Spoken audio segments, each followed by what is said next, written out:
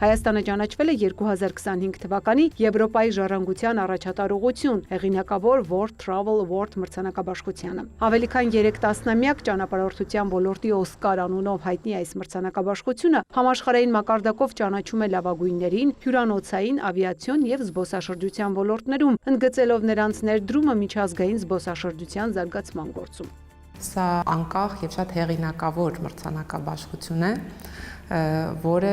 ցանկացած երկրի, ցանկացած քաղաքի կամ հյուրանոցի համար մեծ պատիվ է արժանանալու այս մրցանակին։ Հայաստանն այս անվանակարգում մրցել է 6 երկրի հետ, հաղթել բաց քվեարկությամբ։ Ըստ Կրթության, գիտության, մշակույթի և սպորտի նախարարության, Հայաստանում գրանցված է շուրջ 25,000 պատմամշակութային օբյեկտ։ Այդ հարուստ ժառանգությունը զբոսաշրջիկներին առավել հասանելի դարձնելու նպատակով իրականացվում են մի շարք ծրագրեր, քանի որ այս ուղղությունը զբոսաշրջության զարգացման ռազմավարական առաջնահերթություններից է։ Զբոսաշրջության կոմիտեն, էկոնոմիկայի նախարարությունը հանձնեն առել և տարբեր ծրագրերի միջոցով վերանորոգում են, լավարկում են դեպի պատմամշակութային վայրեր տանող, դեպի հյուրանոցներ, հյուրատներ տանող ճանապարհները, ինչու՞ չէ դեպի գինեգործարաններ։ Այո, ունենք այդ ներուժը, մենք աշխարհին պետք է ներկայանանք այն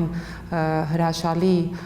գանձերով, դրանք ոչ միայն մեր եկեղեցիներն են, այլ մեր ամրոցներն են, որոնք այս պահին կարծում եմ հարահրշակման կարիք ունեն։ Հայաստանը որպես զբոսաշրջային երկիր տարեցտարի մեծ համբավ է ձեռք բերում։ Իդեպ ամիսներ առաջ Բեռլինի միջազգային ITB ցուցահանդեսում մեր երկիրը ճանաչվել էր որպես լավագույն արկածային ուղղություն։ Լուսինե Գևորգյանի խոսքով այս հաջողությունները պարտավորեցնող են և այժմ ակտիվ աշխատում են ոլորտի օրենսդրության բարելավման ուղղությամբ։ Ունենալով լավ արկածային զբոսաշրջային պրոդուկտ, դու նաև պետք է կարողանաս ապահովել զբոսաշրջիկի կյանքի և առողջության